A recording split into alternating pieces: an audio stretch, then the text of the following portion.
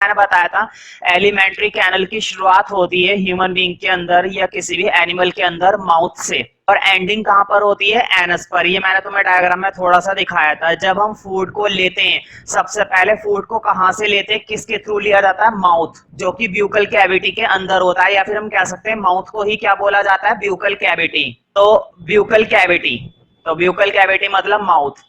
इसके ठीक नीचे क्या होता है? ब्यूकल कैविटी के ही नीचे एक कोनिकल जैसा स्ट्रक्चर होता है। कैसा स्ट्रक्चर होता है? कोन जैसा। अब उसको हम बोलते हैं फेरिक्स। बोर्ड पे लिखा हुआ है फेरिक्स। तो देखो इसके अंदर जो एन मैंने बोला नहीं है, एन हमारा क्या होता है? साइलेंट। केवल इसको पढ़ते हैं फेरिक्स। फेरिक्स के बाद तुम अपने डायग्राम में देखो एक पतली सी ट्यूब जा रही है गर्दन के थ्रू नीचे से। एक पतली सी लॉन्ग ट्यूब है ना, इस लॉन्ग ट्यूब को बोला जाता है ईसोफेगस। इस पतली सी लंबी सी ट्यूब को क्या बोला जाता है? ईसोफेगस। और ध्यान से देखो ये पतली सी ट्यूब बिल्कुल एंड तक जा रही है और एक गोल जैसा स्ट्रक्चर है जे शेप का। इस तरह से स्ट्रक्चर है ना, जे शेप टाइप का। ध्यान से देखो ये लिखा हुआ होगा स्टमक।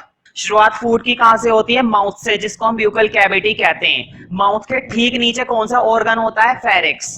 फेरिक्स के बाद ये फूड धीरे धीरे नीचे जाता है और किसके थ्रू जाता है? ईसोफेगस के थ्रू। बाद में फूड किसके अंदर चला जाता है? स्टमक में।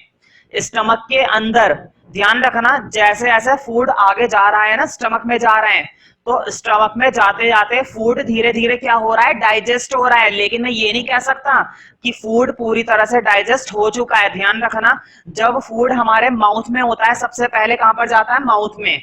तो जब फूड हमारे माउथ में होता है तो उसका डाइजेशन स्टार्ट होता है। हमारे दांत या मुंह के अंदर जो जो एंजाइम्स होते हैं, अभी मैं बता दूंगा एंजाइम्स क्या होते हैं और मुंह के अंदर कौन कौन से एंजाइम्स होते हैं, ठीक है? वो मैं अभी नहीं बता रहा क्योंकि अभी मैं डाइजेशन नहीं पढ़ा रहा। अभी तो मैं तुम्हें ऑर्गन बता रहा हूँ कि कौन कौन सा ऑर्गन डाइजेशन में हेल्प करता है। अब वो कैसे करता है, वो अभी हेडिंग आएगा तब एक एक चीज मैं एक्सप्लेन करवा दूंगा कि कैसे हेल्प करता है। ऑर्गन का नाम क्या है और वो क्या काम करता है, बस ये समझ लो। तो देखो जब फूड हमारे माउथ में होता है तो तुमने देखा होगा जब हम दांत से खाने को चबाते हैं तो धीरे धीरे जो फूड होता है उसके छोटे छोटे टुकड़े हो जाते हैं, है ना? मतलब हमारे मुंह में जब कोई फूड जाता है तो वो फूड का कैसा सब्सटेंस होता है? कॉम्प्लेक्स।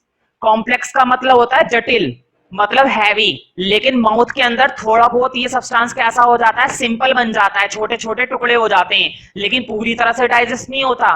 फिर ये फूड ईसोफेगस के थ्रू स्टमक में जाता है। स्टमक में जाकर थोड़ा और डाइजेस्ट हो जाता है।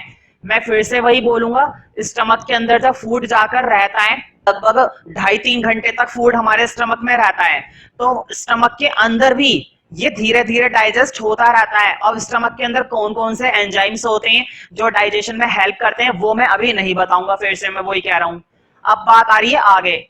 स्टमक के बाद अगला अपनी फिगर के अंदर देखो, एक वर्ड तुम्हें और मिलेगा, स्मॉल इंटेस्टाइन। वर्ड मिलेगा स्मॉल इंटेस्टाइन।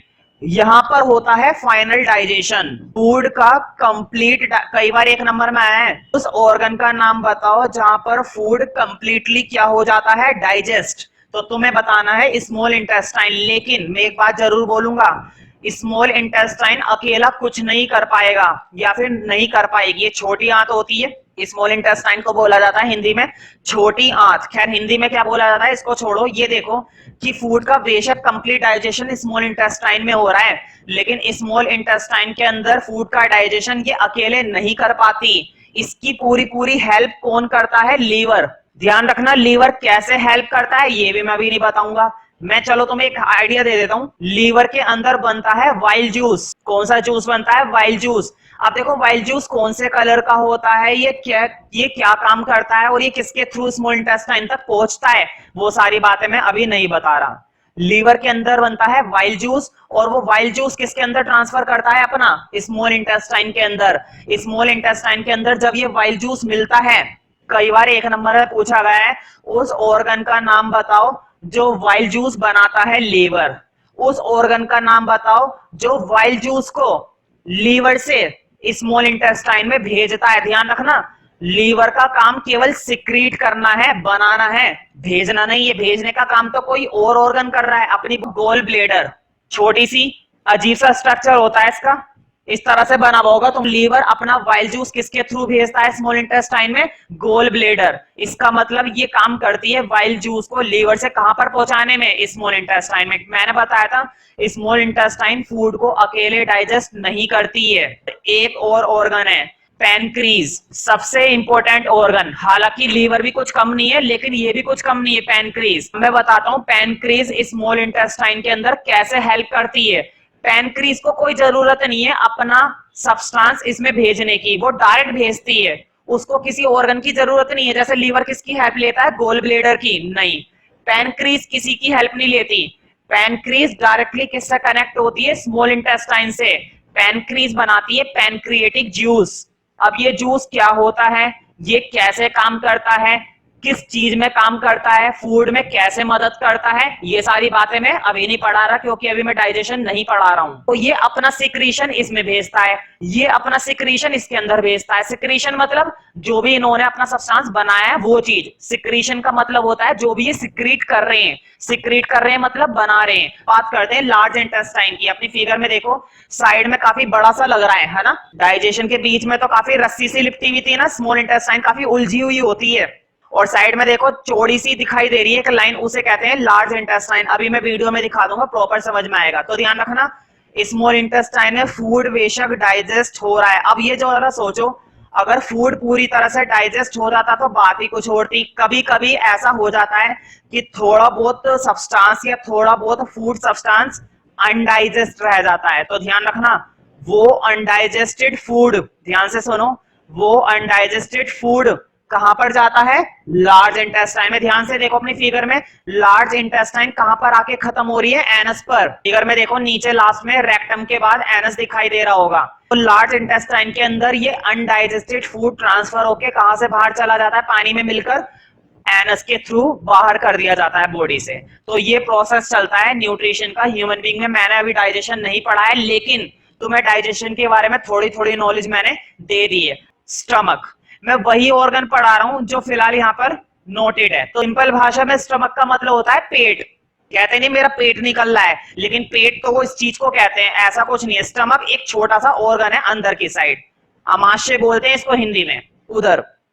खैर, तो मुझे बताओ, देखो ऊपर से ईसोफेगस आ रहा है, लेकिन तुमने गौर करा होगा बेशक ये ईसोफेगस स्टमक में जाकर मिल रहा है, लेकिन उससे पहले एक पतली सी लाइन देखी तुम लोगों ने अपनी तरह से? देखो ये पतली सी लाइन देखो जरा, और मुझे देखकर बताओ इसका नाम क्या दे रखा है। तो तुम्हें ध्यान से दिखाई दे रहा होगा, इस पतली सी लाइन का नाम दे रखा है, कुछ लोग पढ़ नहीं पाएंगे इसलिए मैं पढ़ देता हूं। तो देखो ये वर्ड लिखा हुआ है ना वहां पे, इसको पढ़ते हैं डाइफ्राम।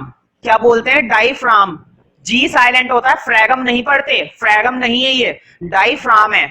तो ध्यान रखना, कई बार पूछा गया है जो स्टमक होती है वो डायफ्राम के नीचे होती है या डायफ्राम के ऊपर होती है। मुझे बताओ स्टमक डायफ्राम के नीचे है या ऊपर है? नीचे है ना? तो ध्यान रखना, इसका स्ट्रक्चर लगभग कैसा दिख रहा है? जे नहीं लग रहा? ये डेफिनेशन में यही आएगा, it is the J shaped structure. मतलब स्टमक का स्ट्रक्चर कैसा होता है? जे शेप का होता है। और ये कहां पर लाई करता है? Below the diaphragm. और लीवर के लेफ्ट साइड में है, राइट साइड में? तो तुम खुद देख सकती हो, ये लीवर के लेफ्ट साइड में, लीवर इस साइड होता है और ये उस साइड है। ठीक है, तो बहुत ही सिंपल सी डेफिनेशन है। देखो, it is the J shaped structure below the diaphragm left side. बन गई डेफिनेशन। ध्यान से सुनो, फिगर दिखाई दे रही है, डेफिनेशन बन जाएगी। कैसा स्ट्रक्चर है? जे शेप। किसके नीचे है? डायफ्राम के नीचे। किस साइड है? लेफ्ट साइड है। फूड माउथ में थोड़ा बहुत डाइजेस्ट होने लगता है ईसोफेगस के थ्रू। जब ये फूड हमारी स्टमक में आता है तो स्टमक में आकर थोड़ा सा और डाइजेस्ट होता है, लेकिन कितनी देर तक फूड रखा रहता है पेट के अंदर? स्टमक में कम से कम 2.5-3 घंटे के लिए फूड पड़ा रहता है, और बाद में ये फूड कहां पर ट्रांसफर होता है? स्मॉल इंटेस्टाइन में। तो कई बार पूछा गया है स्टमक में आने पर, एक नंबर में ध्यान से सुनना, कई बार एक नंबर में क्वेश्चन आया है, क्या स्टमक में फूड पूरी तरह से डाइजेस्ट हो चुका है? तो तुम्हारा आंसर होएगा नहीं, यहाँ पर पूरी तरह से डाइजेस्ट नहीं होता है। और अगर यहीं पर पूरी तरह से डाइजेस्ट हो जाता तो स्मॉल इंटेस्टाइन का क्या काम होता? फिर पूरी तरह से डाइजेशन कहां पर होता है?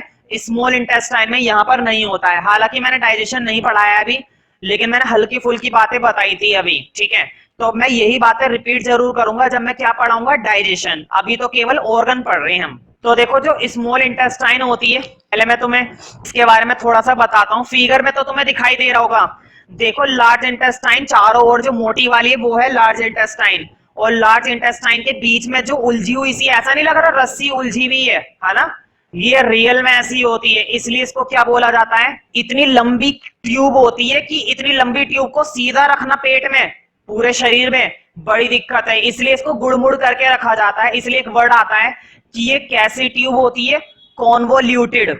Small intestine is a convoluted tube. Convoluted tube मतलब ऐसी ट्यूब जो उलझी हुई है, बहुत ही ज्यादा कॉम्प्लेक्स स्ट्रक्चर है इसका, उलझी हुई होती है, मतलब मुसोड़ कर हमने फिट कर रखी है अपने अंदर। बस मैं तुम्हें इसके बारे में थोड़ा सा डीपली दिखाता हूँ, ये फिगर देखो जरा। तो इसका जो स्मॉल इंटेस्टाइन होती है उसका स्ट्रक्चर बहुत ही ज्यादा टिपिकल होता है। तुम देख सकते हो ये जो बीच में दिखाई गई है, ये पूरी की पूरी स्मॉल इंटेस्टाइन है, और ये साइडों में लगी हुई है ये हमारी लार्ज इंटेस्टाइन है।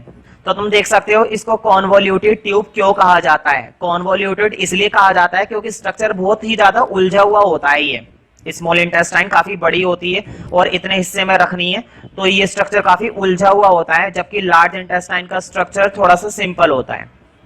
ठीक इसके ऊपर ये जो तुम्हें दिखाई दे रहा है, ये पीछे वाला पार्ट हमारा स्टमक है और ये हमारा पैनक्रीज है। इसके बारे में मैं डाइजेशन के अंदर पढ़ाऊंगा। और ये जो ऊपर इतना बड़ा सा दिख रहा है पहाड़ जैसा, ये हमारा क्या है, लीवर। लीवर का मेन रोल होता है डाइजेशन में, क्योंकि ये वाइल जूस सिक्रेट करता है। अभी मैंने वाइल जूस के बारे में कुछ नहीं बताया है, क्योंकि ये बात आएगी तुम्हारी डाइजेशन में।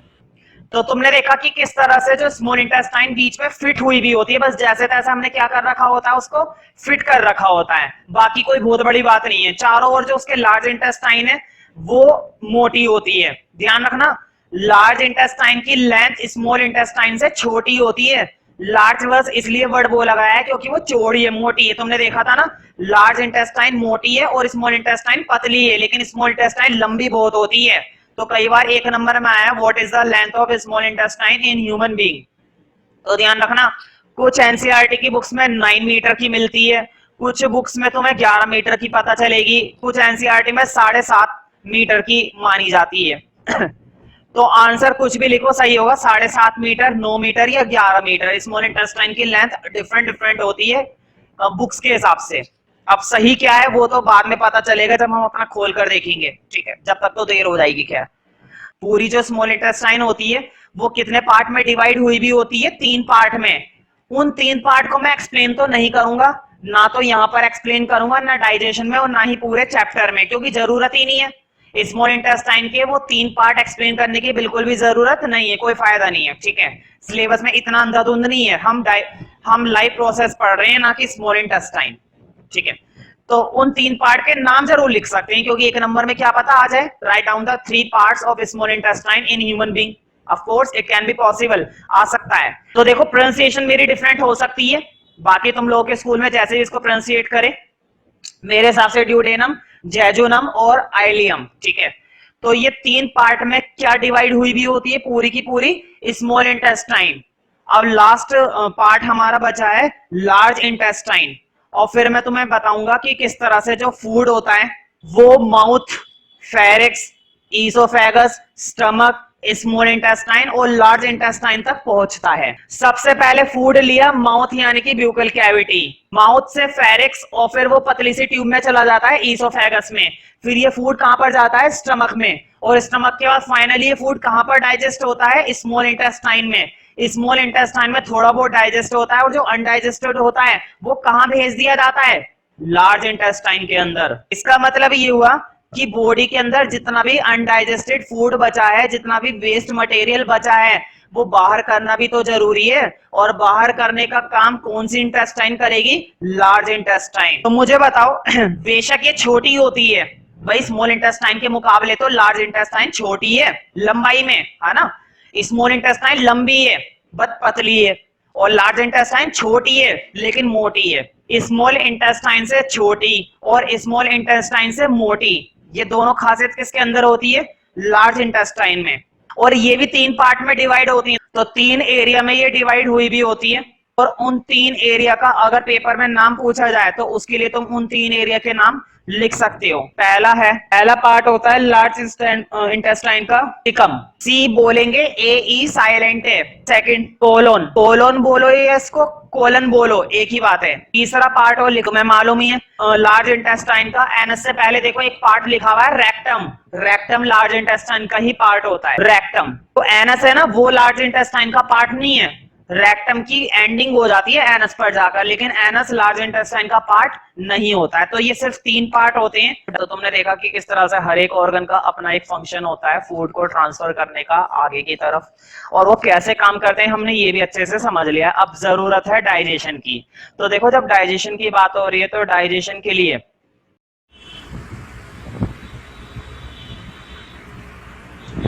तो देखो स्टार्टिंग होती है डाइजेशन की। तुम देख सकते हो ये जो हल्का सा फूड पार्टिकल दिखाया गया है किस तरह से ये नीचे जा रहा है, और इसने शुरुआत कहां से करी है, माउथ से। तो देखो माउथ से ये घूमते हुए धीरे नीचे की तरफ जाएगा, और तुम्हें मालूम है ये कौन से पार्ट में एंटर करेगा, ये ईसोफेगस की हेल्प से नीचे जा रहा है। फूड पार्टिकल काफी हल्का दिखाया गया है लेकिन फिर भी प्रॉपर दिखाई देगा तुम्हें। तुम देख सकते हो ये जो छोटा सा सब्सटेंस है ये हमारा फूड पार्टिकल है, मतलब एनिमल बॉडी के अंदर अब माउथ के जरिए ईसोफेगस के थ्रू ये फूड पार्टिकल अंदर जा रहा है। और अब तुम देख सकते हो ये फूड पार्टिकल कहां पर एंटर कर गया है, ये फूड पार्टिकल हमारा आ गया है स्टमक के अंदर, और स्टमक के थ्रू ये फूड पार्टिकल किसके अंदर आता है, अब स्मॉल इंटेस्टाइन में। ये जो इतनी उलझी हुई सी लेयर अभी दिखाई गई थी वो क्या थी, हमारी स्मॉल इंटेस्टाइन। तो देखो सबसे पहले फूड पार्टिकल की शुरुआत किसके अंदर होती है, ब्यूकल कैविटी में। यहां पर हमारी ब्यूकल कैविटी में फूड पार्टिकल की शुरुआत होती है, और फिर ये इसके बाद फूड एंटर करता है ईसोफेगस में, और ईसोफेगस से ये फूड फिसलता हुआ धीरे धीरे ये फूड पार्टिकल फिसलता हुआ कहां पर एंटर करता है, स्टमक में, जिसको हम नॉर्मल भाषा में कहते हैं पेट। और देन स्मॉल इंटेस्टाइन के अंदर इसकी एंट्री होती है, और रेक्टम और एनस, तब ये फूड का डाइजेशन कंप्लीट होता है। तो इस तरह से ये काम करते हैं। डाइजेशन के लिए कुछ ग्लैंड्स बनाए गए हैं, वो ग्लैंड कैसे डाइजेशन में काम करता है हमें ये पढ़ना है। तुम्हें याद होगा मैंने अभी जो पार्ट्स पढ़ाए थे तो पार्ट्स में लीवर आया था। लीवर क्या बनाता है, वाइल्ड जूस। कोई बात नहीं अगर नहीं याद है तो मैं बताता हूँ, लीवर कौन सा जूस तैयार करता है, वाइल्ड जूस। लीवर एक ग्लैंड है। स्टमक के अंदर डाइजेशन होता है, स्टमक के अंदर भी कुछ जूस बनाए जाते हैं जो डाइजेशन में क्या करते हैं, हेल्प। स्टमक भी एक ग्लैंड है। माउथ, माउथ के अंदर सलाइवा, और सलाइवा कौन से ग्लैंड में बनता है, ये भी एक ग्लैंड है, सलाइवरी ग्लैंड। क्या बोला जाता है, सलाइवरी ग्लैंड। तो सबसे पहले खाने की शुरुआत होती है माउथ से, और माउथ के अंदर प्रेजेंट होता है सलाइवा। माउथ के अंदर क्या प्रेजेंट होता है, सलाइवा। और सलाइवा कौन से ग्लैंड में बनता है, इसके नाम में ही है सलाइवरी ग्लैंड। अब देखना ये कि माउथ के अंदर जो सलाइवा होता है, सलाइवा को नॉर्मल शब्दों में कहते हैं लार। ये जो माउथ की लार निकलती रहती है, थोड़ी फनी लैंग्वेज में बोले तो थूक, ठीक है, लार। तो ध्यान रखना ये सिर्फ लार नहीं होती, इसके अंदर बहुत से एंजाइम्स प्रेजेंट होते हैं जो खाने को कैसा बना देते हैं, लसलसीला, ठीक है। उसको अच्छे से क्या कर देते हैं, च्यूई कर देते हैं। च्यूई मतलब चबाया जाता है खाने को, अच्छे से उसको मसल दिया जाता है, रबड़ीदार बना दिया जाता है, तब जाके वो खाना अंदर जाता है। ऐसा थोड़ी ना भाई सीधा खाना लिया अंदर निकल लिया, गड़बड़ हो जाएगी। इसलिए खाते हैं, इसलिए बोला जाता है कि खाने को अच्छे से चबाकर तसल्ली से रुक रुक कर खाना चाहिए। अगर तुमने जल्दबाजी में ले लिया हो सकता है ईसोफेगस में गड़बड़ हो जाए, और ईसोफेगस छोड़ो हो सकता है तुम्हारी ब्यूकल कैविटी में गड़बड़ हो जाए, तो ऐसा नहीं करना चाहिए। तो डाइजेशन की शुरुआत तो माउथ से ही हो जाती है, लेकिन क्या फूड पूरी तरह से डाइजेस्ट माउथ में ही हो जाता है, नहीं, माउथ में नहीं होता। तो अब इस चैप्टर का नेक्स्ट हेडिंग है, ये चल रहा है न्यूट्रिशन इन ह्यूमन बीइंग चल रहा है। मैंने कुछ पार्ट्स पढ़ाए थे एलिमेंट्री कैनल के, डाइजेस्टिव ग्लैंड्स। तो पेपर में आया है what do you mean by digestive gland. Digestive gland होते क्या है, आपका डाइजेस्टिव ग्लैंड से क्या मतलब है। तो देखो नाम से ही पता चल रहा है, ऐसे ग्लैंड जो किस में हेल्प करते हैं, डाइजेशन में। ऐसे ग्लैंड जो ह्यूमन बीइंग के अंदर डाइजेशन करने में हेल्प करें, that glands are called digestive glands. अब ये कई सारे होते हैं, अब कौन कौन से होते हैं वो हम पढ़ेंगे। तो एक एक करके हर एक ग्लैंड को मैं पढ़ाऊंगा। सबसे पहली बारी स्टार्ट हो रही है माउथ, और माउथ में क्या बनता है, सलाइवा, और सलाइवा माउथ के अंदर कौन से ग्लैंड में बनता है? सलाइवरी ग्लैंड में। देखो मैं सारे ग्लैंड तुम्हें वर्बली समझाऊंगा, एक एक चीज चिपका दूंगा, अगर ध्यान से सुनोगे समझोगे, और उसके बाद एक वीडियो देखेंगे सारे ग्लैंड्स की। जितनी भी बातें मैं ग्लैंड्स के बारे में लिखवाऊंगा, समझाऊंगा, पढ़ाऊंगा, वो सारी बातें जब सारे ग्लैंड हो जाएंगे उसके बाद एक वीडियो देखेंगे। उस वीडियो में वो सारे ग्लैंड का रिवीजन हो जाएगा तुम्हारे, कौन सा ग्लैंड कैसे वाइल्ड जूस बना रहा है, कैसे वो अपना सिक्रीशन आगे भेज रहा है, वो सब उस वीडियो के अंदर दिखाया जाएगा। लेकिन वो वीडियो तभी अच्छे से समझ में आएगी जब तुम ये सारे ग्लैंड अच्छे से समझोगे और पढ़ोगे। तो सबसे पहली शुरुआत हो रही है सलाइवरी ग्लैंड की। तो नाम से पता चल रहा है क्या बनता है इसके अंदर? सलाइवा। मैंने पहले बता दिया था इस वर्ड का मतलब, और एक बार फिर बता रहा हूं। सिक्रीट का मतलब होता है बनाना, उत्पन्न करना। ये ग्लैंड क्या बनाता है? सलाइवा, जिसको हम क्या कहते हैं? सलाइवा, लार। ये जो मुंह की लार होती है ना, दिखने में लगता है पानी जैसा, पानी नहीं होता, इसके अंदर एंजाइम्स होते हैं। अब एक नया वर्ड आया है एंजाइम्स। अब मैं तुम्हें बताऊंगा कि एंजाइम्स क्या चीज होते हैं। बायोलॉजी में बहुत वर्ड आएगा, इंपॉर्टेंट है एंजाइम्स। अब देखना ये कि सलाइवा के अंदर कौन कौन से एंजाइम्स होते हैं। अब तुम कह रहे हो भैया एंजाइम्स, एंजाइम्स क्या होते हैं? तो देखो तुम्हें मालूम है ना, फूड को डाइजेशन करने की बात हो रही है। माउथ किसके लिए? डाइजेशन के लिए। स्टमक किसके लिए है? डाइजेशन के लिए। लीवर भी किस लिए काम कर रहा है? डाइजेशन के लिए। स्मॉल इंटेस्टाइन के अंदर भी क्या हो रहा है? डाइजेशन। हर एक ऑर्गन किसके लिए काम कर रहा है? डाइजेशन के लिए। और डाइजेशन के लिए जरूरी होते हैं एंजाइम्स, तो ध्यान रखना। डाइजेशन का मतलब होता है बड़े बड़े पार्टिकल को छोटे छोटे पार्टिकल में, फिर और छोटे छोटे पार्टिकल में तोड़ तोड़ कर उनको सिंपल से सिंपल बनाओ और सिंपल बनाओ। फॉर एग्जांपल फूड लिया, फूड तो फूड ही होता है, बाद में बनता है ग्लूकोज, तो डायरेक्ट ग्लूकोज नहीं होता। हम तो फूड लेते हैं, बॉडी के अंदर ग्लूकोज बनता है। ग्लूकोज मतलब सिंपल फॉर्म। जब भी हम कोई फूड लेते हैं वो सिंपल फॉर्म में नहीं होता है, वो किस फॉर्म में होता है? कॉम्प्लेक्स फॉर्म में, हार्ड फॉर्म में। लेकिन जब हम उसे अपनी बॉडी के अंदर लेते हैं तो काम शुरू हो जाता है माउथ से। माउथ के अंदर जो सलाइवा होता है और सलाइवा के अंदर होते हैं एंजाइम्स, और वो एंजाइम्स फूड को कैसा बना देते हैं? सिंपल बना देते हैं। हर एंजाइम यही काम करता है, वो फूड को अपने अपने लेवल पर कैसा बनाता है? सिंपल बनाता है। मैं एग्जांपल देता हूं, फूड से तुमने तैयार करा ग्लूकोज, ग्लूकोज से तैयार करा प्रोटीन, प्रोटीन से तैयार कर लिया एमिनो एसिड। मतलब फूड से तुम्हें क्या मिल गया? Amino acid. Amino acid it is the very simple form. ये बहुत ही ज्यादा सिंपल फॉर्म होती है, ठीक है, जो किसकी वजह से बनती है? सिर्फ और सिर्फ एंजाइम्स की वजह से। अगर बॉडी के किसी भी ऑर्गन में, डाइजेस्टिव ग्लैंड के ऑर्गन में एंजाइम्स ना बने या कोई सा एंजाइम प्रेजेंट ना हो तो सिंपल सब्सटेंस कैसे बनेगा? तो कई बार एक नंबर में डेफिनेशन आई है, what is enzyme and what is the function of enzyme. जो किसी भी कॉम्प्लेक्स सब्सटेंस को सिंपल सब्सटेंस में बदल दे, that substance is known as enzyme. Salivary gland के अंदर बनता है सलाइवा। सलाइवा के अंदर कुछ एंजाइम्स होते हैं, फूड को कैसा बनाने में मदद करते हैं? सिंपल, छोटे छोटे टुकड़े करने में मदद करते हैं, डाइजेस्ट करने में मदद करते हैं। और कौन कौन से एंजाइम्स हैं? पेपर में कई बार आया है, ह्यूमन बॉडी के सलाइवा में कौन कौन से एंजाइम होते हैं और वो क्या काम करते हैं। बोर्ड पे देखो, इसका मतलब ये हुआ कि फूड जब माउथ के अंदर एंटर करता है तो वो किस फॉर्म में होता है? कॉम्प्लेक्स। लेकिन माउथ के अंदर जो प्रेजेंट होते हैं एंजाइम्स, कॉम्प्लेक्स सब्सटेंस में जब वो एंजाइम्स जाकर मिलते हैं तो वो एंजाइम्स की वजह से वो सिंपल सब्सटेंस बन जाता है। कॉम्प्लेक्स कहने का मतलब जब तुमने उसके अंदर फूड लिया है माउथ में, और सिंपल लेने का मतलब जब उससे क्या तैयार हो चुका है? ग्लूकोज। हालांकि धीरे धीरे होता है, एकदम से नहीं होता, ठीक है। मैं ये नहीं कह रहा माउथ में जाते ही एंजाइम ने पूरा डाइजेस्ट कर दिया। माउथ के एंजाइम्स में इतनी पावर नहीं होती है कि वो पूरी तरह से डाइजेस्ट कर सके। माउथ के अंदर जो एंजाइम्स होते हैं वो क्या करते हैं? वो फूड को थोड़ा सा सॉफ्ट बना देते हैं, मुलायम बना देते हैं ताकि निगलने में आसानी हो। फूड के अंदर जो थोड़े बहुत बैक्टीरिया, जर्म्स या नुकसानदायक चीजें प्रेजेंट होती हैं उसको मारने में मदद करते हैं। दो बातें बोली है मैंने। पहला, फूड को तो ये कैसा बना देते हैं? सॉफ्ट, लसीला, ताकि आसानी से निगल सके। दूसरी चीज, फूड के अंदर जो भी जर्म्स, बैक्टीरिया या हानिकारक चीजें प्रेजेंट हैं ये उसको खत्म करते हैं एंजाइम्स माउथ के अंदर। कई बार एक नंबर में आया है कि माउथ के एंजाइम्स क्या करते हैं, तो मैंने दोनों बातें बता दी। अब तुम सोच रहे होंगे बैक्टीरिया जो प्रेजेंट है फूड के अंदर वो तो माउथ के अंदर मर गया, लेकिन फिर भी कुछ ना कुछ हैवी बैक्टीरिया ऐसे होते हैं जो माउथ के अंदर के एंजाइम्स नहीं मार पाते। ध्यान रखना, मैंने भी बोला था माउथ के अंदर जो एंजाइम्स होते हैं वो इतने पावरफुल नहीं होते कि वो सारे जर्म्स या बैक्टीरिया मार देंगे, ठीक है। बाकी के एंजाइम्स मारे जाएंगे स्टमक के अंदर। अब स्टमक के अंदर वो कौन सा सब्सटेंस है जो इन बैक्टीरिया को, एंजाइम्स को मारने में मदद करता है, ये तो मैं तुम्हें तभी पढ़ाऊंगा जब मैं स्टमक ग्लैंड पढ़ाऊंगा, अभी नहीं।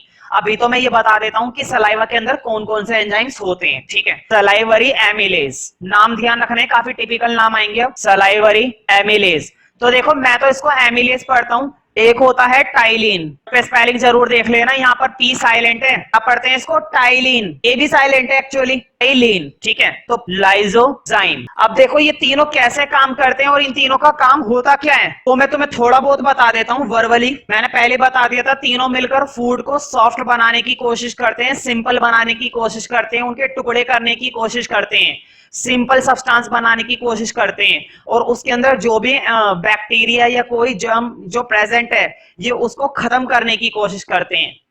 तो ये हमारा पहला ग्लैंड है सलाइवरी ग्लैंड। अब करेंगे अगला ग्लैंड जिसका नाम है गैस्ट्रिक ग्लैंड। ये जो ग्लैंड होता है ये, अब मुझे बताओ, माउथ के बाद फूड अंदर ईसोफेगस से होता हुआ कहां पर जाकर गिरेगा, स्टमक के अंदर। अब ये फूड कहां पर जा चुका है, स्टमक में। अब आगे का डाइजेशन कहां पर होगा, स्टमक के अंदर। यानी कि अब ये ग्लैंड कौन सा है, स्टमक ग्लैंड। ये ग्लैंड प्रेजेंट होता है स्टमक की वॉल में। वॉल का मतलब ये नहीं कि जैसे घर की दीवारें होती हैं वैसे स्टमक की भी दीवारें होती हैं। स्टमक की वॉल कहने का मतलब स्टमक के जो बाहर का कवर है ना, वो कवर उसकी दीवारें कहलाता है, चारों तरफ की बाउंड्री। उन बाउंड्री के अंदर प्रेजेंट होते हैं गैस्ट्रिक ग्लैंड। कई बार पेपर में आ चुका है कि गैस्ट्रिक ग्लैंड कहां पर प्रेजेंट होते हैं। हाँ, इन ग्लैंड के अंदर दो तरह के एंजाइम होते हैं। अब मैं तुम्हें दोनों तरह के एंजाइम पढ़ाऊंगा, ध्यान से सुनना और समझना, और काफी इंपॉर्टेंट है। इतने सारे ग्लैंड 4-5 कराऊंगा मैं, उनमें से सबसे ज्यादा इंपॉर्टेंट यही वाला ग्लैंड है। देखो ये जो ग्लैंड होता है, इस ग्लैंड के अंदर दो तरह के एंजाइम प्रेजेंट होते हैं। एक होता है हमारा पेप्सिन, पेप्सी मत समझना कभी पी जाओ इसे पेप्सी समझकर, पेप्सिन है। और एक होता है हमारा म्यूकस। ये दोनों की दोनों स्टमक की वॉल में प्रेजेंट होते हैं। म्यूकस को तो तुम लोग जानते हो, वैसे नहीं पता, अभी जब मैं बता दूंगा तब कहोगे हाँ हाँ, ये नहीं पता तुम्हें। जुकाम हुआ है कभी, हुआ होगा, ऐसी बात नहीं है, और नहीं भी हुआ तो कोई बात नहीं, जानते तो हो ना क्या चीज है जुकाम। जुकाम में नाक से बहुत पानी आने लगता है जब जुकाम बढ़ जाता है। किसी किसी का पतला पानी आता है और किसी किसी का गाढ़ा पानी आता है, चिपचिपा लेस सा निकलता है, नाक का अंदर जो होता है पानी सा निकलता है, उसी पतले पतले पानी को बोला जाता है म्यूकस। बिल्कुल यही चीज, बिल्कुल यही गाढ़ा गाढ़ा लिक्विड हमारी किस में प्रेजेंट होता है, स्टमक के अंदर। क्वेश्चन ये है इसका काम क्या है, क्वेश्चन ये है कि पेप्सिन का क्या काम है। ध्यान से सुनो, तुम्हें मालूम है ना फूड से हमें क्या मिलता है, प्रोटीन। भाई हर कोई जानता है बच्चा कि फूड से क्या मिलता है, हमें प्रोटीन मिलता है।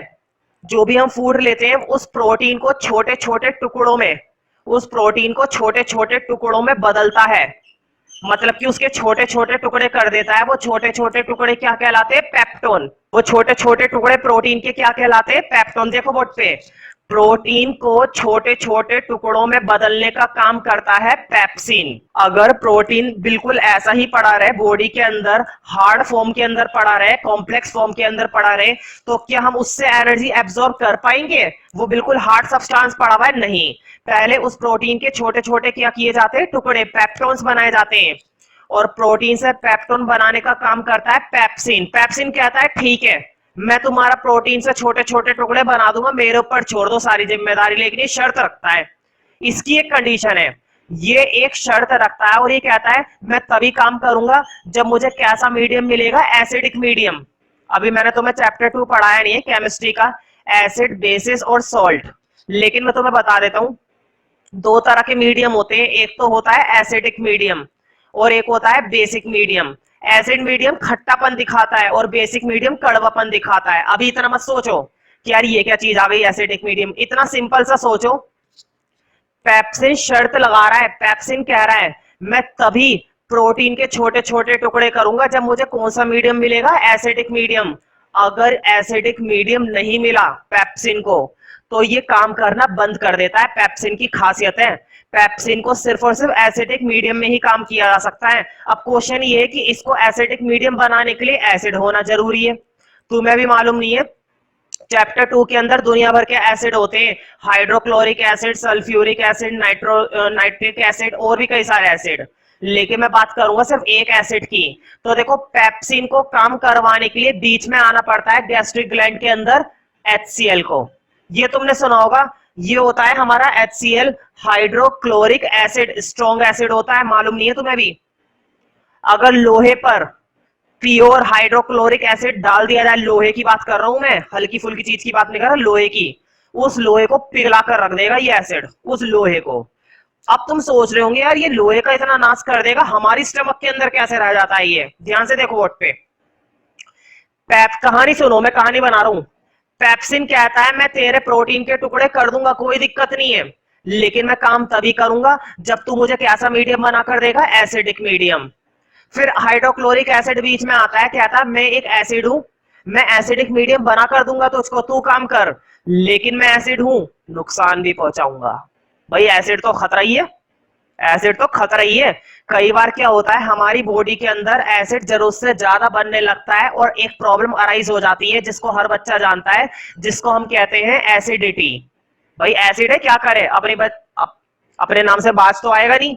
इसने कहा मैं तेरे को एसिडिक मीडियम बनाकर तो दूंगा, लेकिन भाई मैं एसिड हूं, इतना आसानी से काम करूंगा भी नहीं, मैं स्टमक को नुकसान भी पहुंचाऊंगा। और ये स्टमक के अंदर कौन सी प्रॉब्लम क्रिएट कर देता है? एसिडिटी। अब क्वेश्चन ये है कि चलो ठीक है एसिडिटी क्रिएट कर देता है, ये तो हो गई इसकी बुरी बात, लेकिन ये अच्छा काम भी करता है। मुझे बताओ जो फूड हम ले रहे हैं उस फूड के अंदर जर्म्स हो सकते हैं, उस फूड के अंदर बैक्टीरिया हो सकते हैं, उस फूड के अंदर हानिकारक हार्मफुल सब्सटेंस हो सकते हैं, है ना? उस हार्मफुल सब्सटेंस को, उस जर्म्स को मारने के लिए भी कौन आगे आता है? एसिड ही आता है। एसिड जितना नुकसान पहुंचा रहा है उससे कई गुना ज्यादा क्या पहुंचा रहा है? फायदा। क्वेश्चन ये कि ये एसिडिटी कब करता है? देखो वैसे इसकी कोई दिक्कत नहीं कि जानबूझकर करता है, कई बार क्या होता है हम लोग कुछ ऐसा फूड खा लेते हैं जो आसानी से डाइजेस्ट नहीं हो पाता, ऑयली फूड खा लेते हैं, जो काफी तेल वाला खाना होता है वो खा लेते हैं, तो कई बार क्या होता है पेट में एसिड बनने लगता है और पेट में दर्द होने लगता है, जिसको हम कहते हैं एसिडिटी, जिसके लिए हम इनो वगैरह लेते हैं। लेकिन वो सारी बातें मैं इस चैप्टर में नहीं बता रहा, वो हमारा केमिस्ट्री का पार्ट है, अभी सिर्फ इतनी सी बात जानेंगे। हाँ क्वेश्चन ये है कि चलो ठीक है, अगर हाइड्रोक्लोरिक एसिड पेप्सिन को कैसा मीडियम बनाकर दे रहा है? Acidic medium. Hydrochloric acid germs को खत्म कर रहा है, हाइड्रोक्लोरिक एसिड बैक्टीरिया को खत्म कर रहा है, लेकिन ये हाइड्रोक्लोरिक एसिड स्टमक को नुकसान भी पहुंचाता है, तो स्टमक को नुकसान से बचाने के लिए कौन बीच में आएगा? अभी भाई म्यूकस जिंदा है। म्यूकस कहता है तूने यार एक काम तो अच्छा करा, पेप्सिन को एसिडिक मीडियम बनाकर दिया, ये काम तूने अच्छा करा, लेकिन ये काम गलत करा कि तू स्टमक को नुकसान पहुंचा रहा है, मैं तुझे नुकसान पहुंचाने नहीं दूंगा। ध्यान से सुनो, जो स्टमक होती है ना हमारी, उस स्टमक की वॉल के अंदर भरा हुआ होता है चारों तरफ म्यूकस।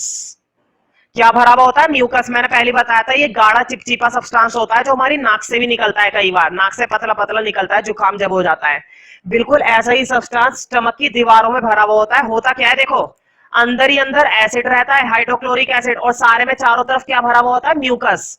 इससे क्या होता है, म्यूकस है ना, हाइड्रोक्लोरिक एसिड को स्टमक पर लगने ही नहीं देता। हाइड्रोक्लोरिक एसिड बिल्कुल बीचों बीच रहता है, देखो बोर्ड पे, हाइड्रोक्लोरिक एसिड बिल्कुल बीचों बीच रहता है और साइडों में हर जगह क्या भरा हुआ होता है? म्यूकस। म्यूकस उसके कांटेक्ट को रोकता है, किसके कांटेक्ट को? हाइड्रोक्लोरिक एसिड को छूने नहीं देता स्टमक को, वो बीचों बीच रहता है, इसलिए हाइड्रोक्लोरिक एसिड ज्यादा नुकसान नहीं पहुंचा पाता। अब ध्यान से सुनो मेरी बातों को, गैस्ट्रिक ग्लैंड के अंदर तीन चीजें होती हैं, pepsin, pepsin P for pepsin और पी फॉर प्रोटीन। पेप्सिन क्या करता है? प्रोटीन के छोटे छोटे टुकड़े करता है और वो छोटे छोटे टुकड़े क्या कहलाते हैं? पेप्टोन्स। लेकिन पेप्सिन कहता है मैं तभी काम करूंगा जब मुझे कैसा मीडियम मिलेगा? Acidic medium. तब हाइड्रोक्लोरिक एसिड आता है। हाइड्रोक्लोरिक एसिड कहता है मैं तुझे एसिडिक मीडियम दूंगा, लेकिन मैं स्टमक को नुकसान भी पहुंचाऊंगा, और साथ ही साथ खाने के अंदर जितने जर्म्स और बैक्टीरिया वगैरह है और हानिकारक तत्व हैं मैं उनको खत्म भी कर दूंगा। चलो ये तो अच्छी बात है, लेकिन नुकसान पहुंचाऊंगा ये गलत बात है। जब ये नुकसान पहुंचा रहा होता है तो तीसरा एंजाइम निकल कर आता है, म्यूकस। म्यूकस कहता है मैं तुझे नुकसान पहुंचाने ही नहीं दूंगा। तो देखो, क्या म्यूकस का कोई डाइजेशन में काम है? नहीं, म्यूकस का डाइजेशन में कोई काम नहीं है, लेकिन हाँ म्यूकस स्टमक को बचाता है, किससे? हाइड्रोक्लोरिक एसिड से। समझ रहे हो ना? तो तीनों मिलजुल कर काम करते हैं, तब जाके हमारे स्टमक के अंदर ये डाइजेशन प्रोसेस चलता है और धीरे धीरे आगे बढ़ता है। लेकिन क्या यहाँ पर फूड कंप्लीट डाइजेस्ट हो पाएगा? नहीं। मैंने बता दिया है कि खाने का पूरी तरह से डाइजेशन कहां पर होता है, स्मॉल इंटेस्टाइन के अंदर, यहां पर नहीं होता स्टमक में, स्मॉल इंटेस्टाइन में होगा। अभी आगे बढ़ेंगे। अब अगले ग्लैंड की बारी है और टिक कर लेना, अगला ग्लैंड भी इंपॉर्टेंट है। वैसे तो ले दे कि ये 4-5 ग्लैंड है और सारे ही इंपॉर्टेंट है, कई बार पेपर में आ चुका है। उस ग्लैंड का नाम बताइए हमारे शरीर में जो सबसे बड़ा है। सबसे बड़ा ग्लैंड ये है, होता है हमारा लीवर। अभी तुमने देखा था ना फिगर के अंदर, जब मैंने वीडियो दिखाई थी तो वीडियो के अंदर तुमने देखा कि लीवर कितना पहाड़ जैसा था ना। सबसे बड़ा ग्लैंड लीवर ही माना जाता है। क्वेश्चन ये क्या बनाता है भाई, लीवर की एक खासियत होती है, लीवर बनाता है वाइल जूस। कौन सा जूस बनाता है, वाइल जूस। क्या काम होता है भाई इसका, भाई फैट। मुझे बताओ खाने से हमें क्या मिलता है, फैट मिलता है। फैट की भी बड़ी दिक्कत है, जरूरत से ज्यादा मिलेगा तो नुकसान, जरूरत से कम मिलेगा तो भी नुकसान है, इस बात का ध्यान रखना। कभी तुम सोचो ना मिले तो अच्छा है, नहीं, फैट का होना भी जरूरी है और जितना जरूरी है उतना ही चाहिए बस। तो जरूरत से ज्यादा जब फैट बनता है तो उस फैट को छोटे छोटे टुकड़ों में खत्म करने में कौन मदद करता है, वाइल जूस। वाइल जूस क्या करता है, ये फैट को पूरी तरह से डाइजेस्ट तो नहीं करता, फैट को पूरी तरह से खत्म नहीं करता, लेकिन फैट के जितने भी लार्ज मॉलिक्यूल्स होते हैं ना, बड़े बड़े जो हैवी अमाउंट में फैट प्रेजेंट होता है फूड के अंदर, ये उस फैट को क्या करता है, धीरे धीरे उसको स्मॉल ग्लोब्यूल्स में कन्वर्ट करता है। मतलब उसके टुकड़े कर देता है छोटे छोटे, ताकि डाइजेस्ट करने में आसानी हो जाए। लेकिन ये काम किसके अंदर होता है, स्मॉल इंटेस्टाइन के अंदर। और ये वाइल जूस कौन भेज रहा है इसको बना बना के, लीवर। लीवर वाइल जूस भेजता है स्मॉल इंटेस्टाइन में और वहां पर जाकर फैट के लार्ज मॉलिक्यूल किस में कन्वर्ट हो जाते हैं, स्मॉल में। लेकिन ध्यान रखना, स्मॉल में कन्वर्ट हुए, खत्म नहीं हुए, फैट अभी भी प्रेजेंट है, बट इन सिंपल फॉर्म। अब उसकी फॉर्म कैसी बन चुकी है, सिंपल। तो सिंपल फॉर्म में वो कन्वर्ट हो जाता है। लेकिन क्वेश्चन पूछा जाता है कौन सा एंजाइम ऐसा है जो फैट को पूरी तरह से इमल्सिफाइड कर देता है। क्या वर्ड बोल दिया मैंने, इमल्सिफाइड। तो इमल्सिफाइड का मतलब होता है पूरी तरह से डाइजेस्ट करना, पूरी तरह से खत्म करना। तो कौन करता है, ये बात मैंने भी नहीं बताई। मैंने सिर्फ इतना बताया कि वाइल फैट को छोटे छोटे टुकड़ों में तोड़ देता है, सिर्फ तोड़ता है, खत्म नहीं करता। खत्म करने का काम कोई और करेगा। अभी जब मैं पढ़ाऊंगा ना पैनक्रीज ग्लैंड, तब तुम्हें पता चलेगा कि फैट को पूरी तरह से इमल्सिफाइड कौन करता है। ठीक है, उसकी बात अभी नहीं करेंगे क्योंकि अभी हम सिर्फ क्या पढ़ रहे हैं, लीवर। तो क्वेश्चन ये कि वाइल जूस क्या होता है जो फैट को स्मॉलर मॉलिक्यूल में तोड़ता है, कौन बनाता है, लीवर। स्मॉल इंटेस्टाइन के अंदर वाइल जूस को भेजता कौन है, गोल ब्लेडर। ठीक है, तो तीनों की बातें तुम्हें मालूम हो गई है। अब चौथा ग्लैंड और आखिरी ग्लैंड आ रहा है हमारा पैनक्रीज। नाम से ही पता चल रहा है। देखो तुमने एक चीज गौर करी होगी, मैंने बताया था लीवर वाइल जूस बनाता है और वाइल जूस फैट के बड़े बड़े टुकड़ों को छोटे छोटे टुकड़ों में तोड़ देता है। लेकिन उनका क्या, जो ये छोटे छोटे टुकड़े, इनको कौन खत्म करेगा, तो इनको ये खत्म करेगा। एक ग्लैंड बाकी है ना, पिक्चर अभी बाकी है, पिक्चर अभी बाकी है, अभी शुरुआत हुई है। ठीक है, मतलब लीवर का जो वाइल जूस था वो एक हीरो था, उसने क्या करा, छोटे टुकड़े बना दिए, छोटे छोटे टुकड़ों को खत्म करने का काम दूसरा हीरो करेगा। खैर, पैनक्रीज जो होता है वो कौन सा जूस बनाता है, नाम से ही पता चल रहा है, ये बनाता है पैनक्रिएटिक जूस। Pancreatic juice. अब क्वेश्चन ये कि जूस के अंदर कौन कौन से एंजाइम्स होते हैं। ये जूस डायरेक्टली काम नहीं करता, इस जूस के अंदर दो एंजाइम्स प्रेजेंट होते हैं, एक होता है ट्रिप्सिन और एक होता है हमारा लाइपेज। कई बार पूछा गया है कहां पे प्रेजेंट होता है, ये कहां पर प्रेजेंट होता है, तो ध्यान रखना। तुम्हें याद हो तो मैंने स्मॉल इंटेस्टाइन के 3 पार्ट पढ़ाए थे, ड्यूडेनम, जेजुनम, आइलियम। मैं फिर से रिपीट कर रहा हूं, पढ़ाया था ड्यूडेनम, जेजुनम, इलियम, है ना। बस इतनी काम की बात थी। तो ध्यान रखना ये जो पैनक्रीज होता है ना, ये ड्यूडेनम वाले पार्ट के आसपास प्रेजेंट होता है, ड्यूडेनम के आसपास। पूरी स्मॉल इंटेस्टाइन 3 पार्ट में डिवाइड होती है, ड्यूडेनम, जेजुनम, इलियम। तो पैनक्रीज कौन से वाले पार्ट के आसपास होता है, ड्यूडेनम के पास। तो बस इतनी सी बात है।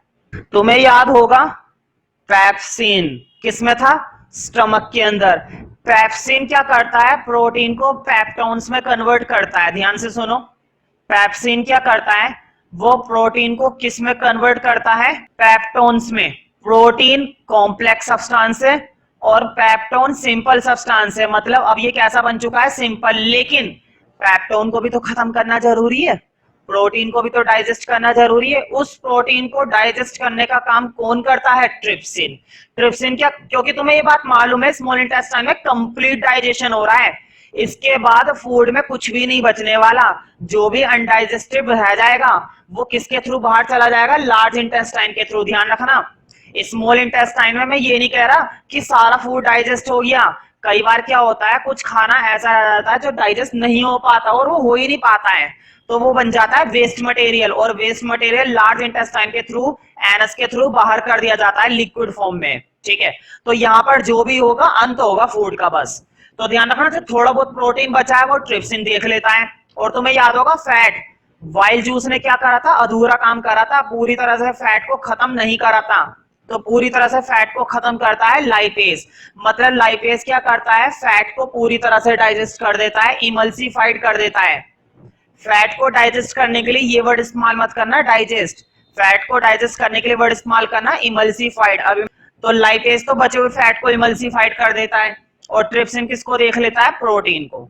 तो अब हमें ये पता चल गया कौन कौन से ऑर्गन है जो डाइजेशन में हेल्प करते हैं, कौन कौन से ग्लैंड है जो डाइजेशन में हेल्प करते हैं। अब पढ़ेंगे कि डाइजेशन का प्रोसेस हो कैसा रहा है, लेकिन मैं इतना दावा कर सकता हूं कि 95% तुम्हें बातें समझ में आ गई है कि फूड डाइजेस्ट कैसे होता है, कहां पर होता है, कौन करता है, कौन सा एंजाइम करता है, एंजाइम क्या होता है, सारी बातें समझ में आ गई हैं। लेकिन फिर भी ये ग्लैंड मिलकर काम करते कैसे हैं, उसके लिए थोड़ी सी ये वीडियो देखो, उससे क्या होगा तुम्हें क्लियर हो जाएगा। तो देखो, फूड का डाइजेशन स्टार्ट होता है मेनली माउथ से। अब हम देखेंगे कि ग्लैंड किस तरह से काम करते हैं बार बार। ठीक है, तो कुछ चीजें जानते हैं सबसे पहले। तो देखो, फूड की मेनली स्टार्टिंग हो जाती है माउथ से। तुम देख सकते हो, मैंने बताया था कि ये जो नीचे की तरफ होता है ये हमारा होता है फेरिक्स। तुम देख सकते हो ना, कोन शेप जैसा स्ट्रक्चर है, और ये हमारा माउथ है, ब्यूकल कैविटी की तरफ ये जा रहा है। तो देखते हैं फूड किस तरह से स्टार्ट होता है डाइजेस्ट होने के लिए। एलिमेंट्री कैनल की शुरुआत हो रही है। तो देखो, जब हम फूड को लेंगे तो फूड के अंदर सब कुछ देखने के लिए बच्चा घुसा गया है, ये अंदर तुम्हें देखकर सारी बातें बताएगा फूड के साथ क्या क्या होता है पूरे न्यूट्रिशन के अंदर। तो माउथ में इस समय फूड चबाया जा रहा है, तुम देख सकते हो दांत कैसे हिल रहे हैं। और अब ये फूड नीचे की तरफ जाएगा इस बच्चे के साथ साथ, और ये तुम्हें मालूम है ईसोफेगस के थ्रू ये फूड नीचे जा रहा है। अब देखते हैं ये फूड कहां पर जाकर गिरेगा। अब ये कहां पर आ चुका है? ये है हमारी स्टमक। तुम देख सकते हो स्क्रीन पर स्टमक वर्ड मेंशन कर दिया गया है, और तुम्हें मालूम है यहाँ पर जो फूड होता है वो कंप्लीटली डाइजेस्ट नहीं होता है। स्टमक के अंदर कुछ एंजाइम्स होते हैं, जिसमें से तुम्हें कुछ एंजाइम्स याद होंगे। यहाँ पर हमारा क्या क्या होता है? पेप्सिन होता है, हाइड्रोक्लोरिक एसिड होती है, ठीक है, और म्यूकस होता है। तो देखो, सबसे पहले म्यूकस तुम्हें स्क्रीन पर दिखाई दे रहा होगा, वर्ड मेंशन कर दिया गया है म्यूकस, ये रहा। ठीक है, म्यूकस, और स्ट्रक्चर अलग से दिखाया गया है। अभी दो कंपोनेंट और बाकी हैं, हाइड्रोक्लोरिक एसिड, वो भी तुम्हें जल्दी दिखाई जाएंगे वो कैसे मिक्स हो जाते हैं फूड के साथ। तो देखो, डाइजेस्टिव जूस और हाइड्रोक्लोरिक एसिड भी मेंशन कर दिया गया है। इस पानी के अंदर ये पहले से ही मिक्स होती हैं सारी चीजें। तो तुम देख सकते हो स्क्रीन पर ये बैक्टीरिया हाइड्रोक्लोरिक एसिड किस तरह से खत्म करने वाला है। तो वो मिलकर खत्म करते हैं, और फिर फूड की बारी आ जाती है आगे जाने की। तो स्टमक के अंदर जो फूड है वो आगे बढ़ेगा इस बच्चे के साथ साथ। तो तुम्हें मालूम है ये फूड कहां पर जाएगा? ये फूड जाएगा स्मॉल इंटेस्टाइन में। इंडिकेट चल रहा है ना, देखो इंडिकेट हो रहा है। तो फूड की बारी आ गई है स्टमक से स्मॉल इंटेस्टाइन में जाने की। तो स्मॉल इंटेस्टाइन में दो चीज इसकी हेल्प करेंगे, एक तो है लीवर, इंडिकेशन चल रहा है ना, ये है हमारा लीवर, और उधर वाली वो चीज ये क्या है? हमारी पैनक्रीज। तो ये पूरी हेल्प करेगी स्टमक के अंदर फूड को जाने में और डाइजेस्ट करने में। तो देखते हैं ये दोनों मिलकर कैसे काम करेंगे। फिलहाल हमारा जो फूड है वो धीरे धीरे स्मॉल इंटेस्टाइन के अंदर जा रहा है। तुमने देखा होगा कि किस तरह से लीवर ने अपना सिक्रीशन इस पाइप के थ्रू भेजा है। ये पाइप किससे कनेक्ट होता है? गोल ब्लेडर से। और ये वाला पाइप कहां से आ रहा है? ये पैनक्रीज से आ रहा है। तो देखो, इन दोनों ने अपना अपना सिक्रीशन भेज दिया है। लीवर ने क्या भेज दिया है? Wild juice. और पैनक्रीज ने क्या भेज दिया है? Pancreatic juice. और देखो, ये फूड के साथ मिल जाएगा, और ये सारे काम कहां पर होंगे? स्मॉल इंटेस्टाइन के अंदर होंगे ये काम, और वहां पर ये डाइजेशन चलता रहेगा। अब देखो, ये फूड पास होकर स्मॉल इंटेस्टाइन के अंदर आ रहा है। समय लगता है क्योंकि ये ट्यूब काफी लंबी होती है, मैंने बताई थी इसकी लेंथ रफली, और ये काफी कॉन्वोल्यूटेड होती है। इस समय ये स्ट्रक्चर कहां पे आ चुका है?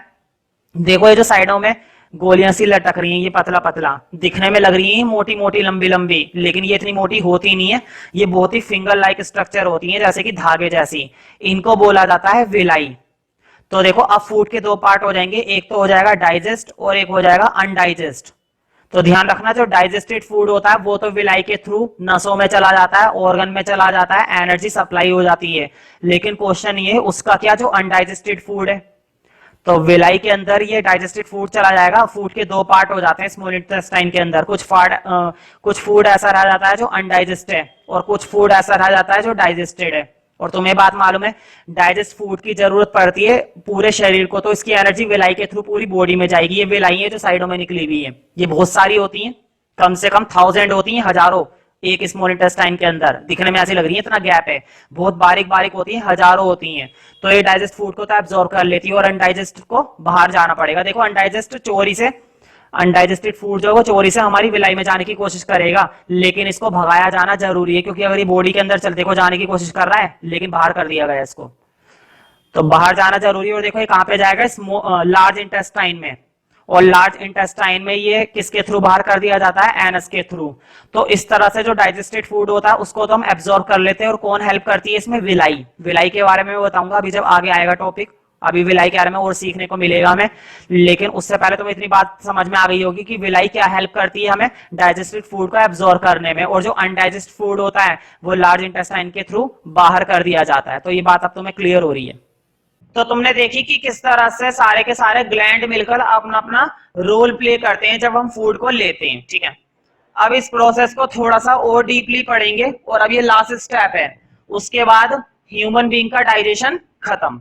अब ये देखेंगे हम कि फूड का जो डाइजेशन होता है ह्यूमन बीइंग के अंदर वो कितने स्टेप्स में होता है, या कौन कौन से स्टेजेस हैं जब फूड डाइजेस्ट होता है। देखो अगर मैं ये प्रोसेस तुम्हें पहले ही पढ़ा देता ना तो तुम्हें इतनी बातें समझ में नहीं आती। अब तुम्हें हर एक स्टेज, हर एक स्टेप्स कंप्लीटली क्लियर हो जाएगा। सबसे पहला स्टेप होता है इंजेशन। सबसे पहला स्टेप क्या होता है, इंजेशन। नाम से ही पता चल रहा है, फूड को हम इंजेक्ट करते हैं, अपने अंदर लेते हैं। और तुम्हें ये बात पहले से ही मालूम है, फूड को अंदर लेने का काम कहां से शुरू होता है, माउथ से। तो इंजेक्शन का मतलब क्या है कि हम फूड को ले रहे हैं अपने शरीर के अंदर, लेकिन किसके थ्रू, माउथ के थ्रू। तो अगला स्टेज हमारा आ गया है डाइजेशन। डाइजेशन तो इसमें क्या होता है, हमारा जो कॉम्प्लेक्स सब्सटेंस होता है, हमारा जो हार्ड सब्सटेंस होता है, हमारा जो लार्ज सब्सटेंस होता है, वो धीरे धीरे सिंपल सब्सटेंस में कन्वर्ट हो जाता है।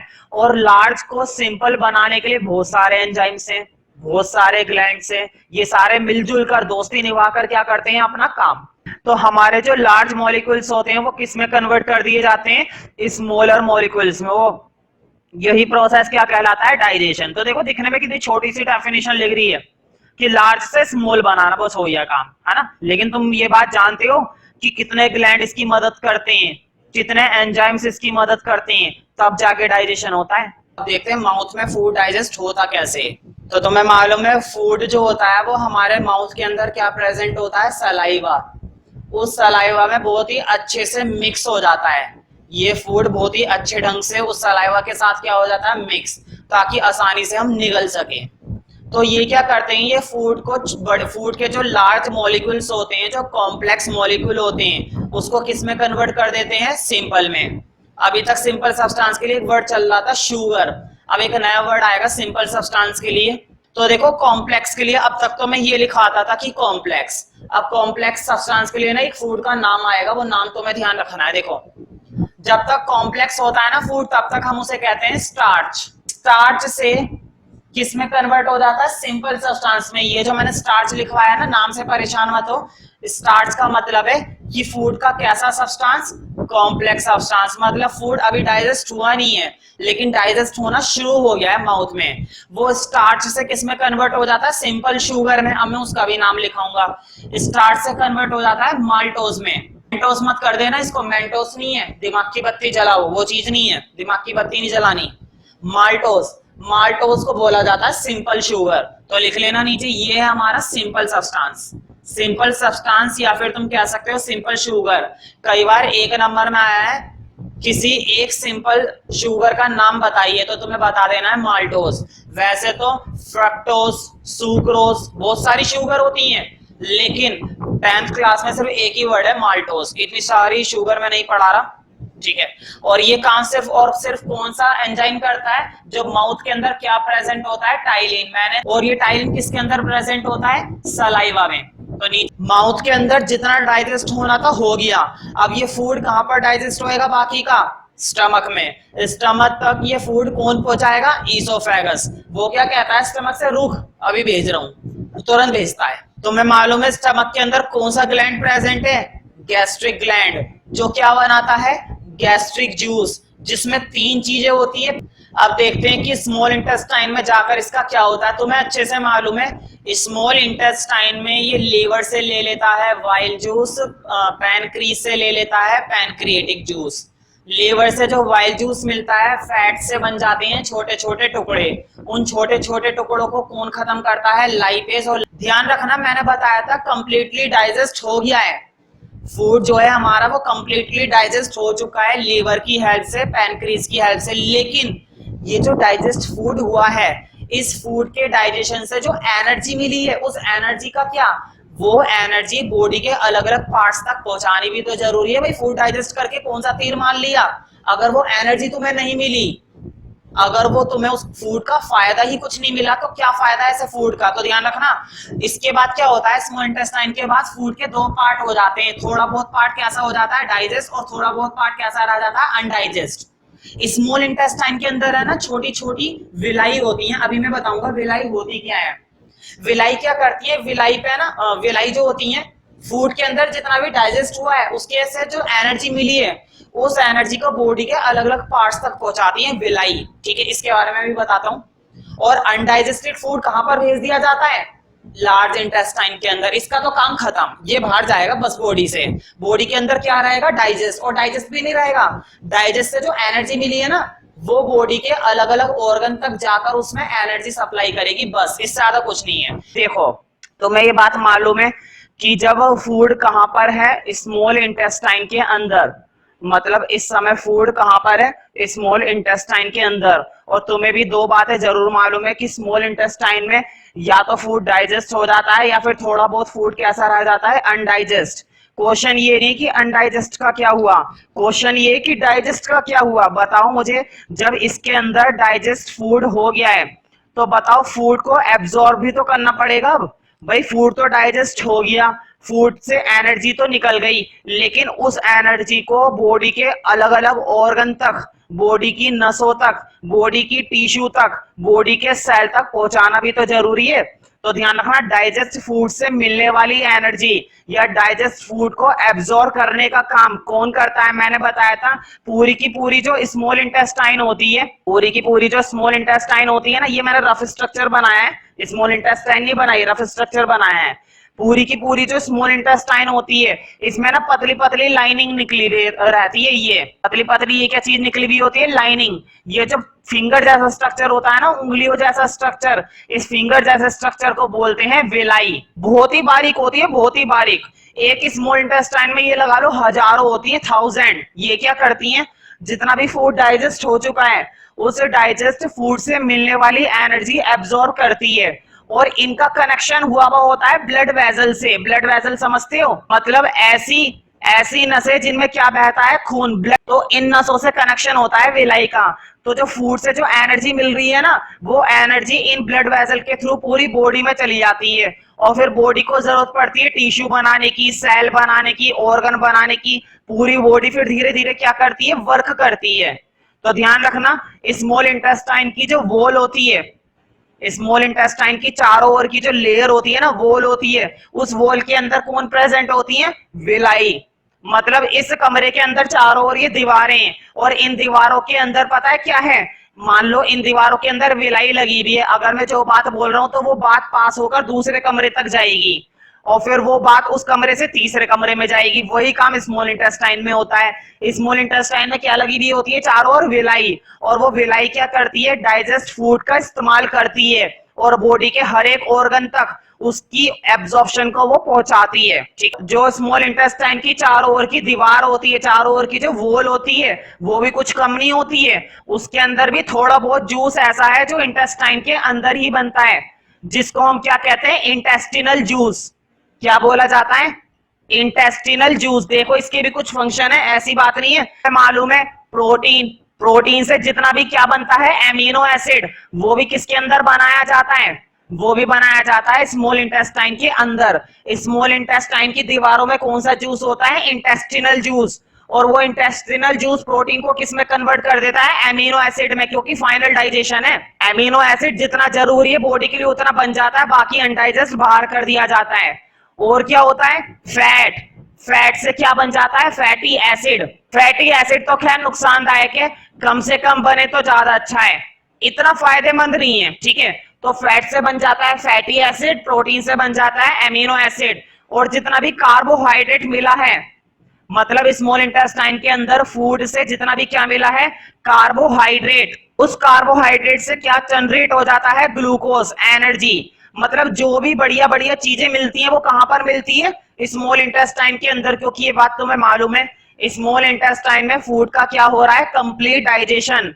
अब पूरी बॉडी को क्या मिलेगा, एमिनो एसिड, पूरी बॉडी को क्या मिलेगा, फैटी एसिड, और पूरी बॉडी को क्या मिलेगा, ग्लूकोज। और इन तीनों चीजों को पूरी बॉडी तक पहुंचाने का काम कौन कर रही है, विलाई। तो देखो ये सब मिलना डाइजेशन, भाई प्रोटीन से एमिनो एसिड बनना डाइजेशन, फैट से फैटी एसिड बनना डाइजेशन, कार्बोहाइड्रेट से ग्लूकोज बनना डाइजेशन। लेकिन डाइजेस्ट करने के बाद जो एनर्जी मिली है, जो हमें सब्सटेंस मिला है, उस सब्सटेंस को एब्जॉर्ब भी तो करवाना है।